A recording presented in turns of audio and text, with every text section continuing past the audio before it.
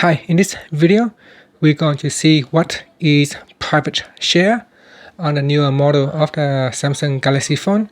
So the phone I'm holding right now is the Samsung Galaxy S21 Ultra. If you look in the settings menu, so if we swipe down and go into settings, then we tap on biometrics and security.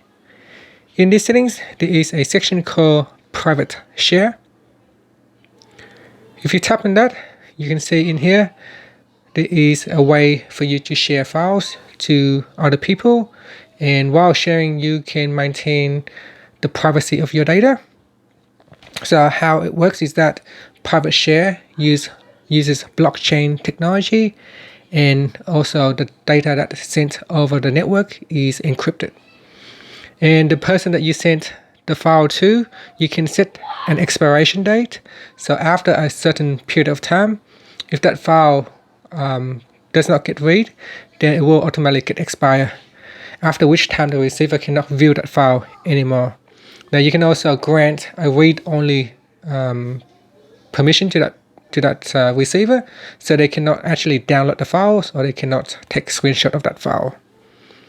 And other things is you can also revoke the permission of the file. So after a period of time, if you change your mind, you can actually revoke the read permission of that file, so they can no longer read that file anymore. So that is the purpose of private share, allowing you to share files. While sharing, it is encrypted, and also you have the control of when to revoke the read permission of that file. Now, in addition to that, the files also cannot be reshared.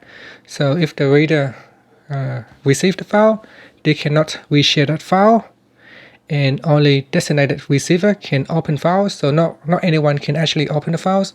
Only the person that meant to receive the file can open the files.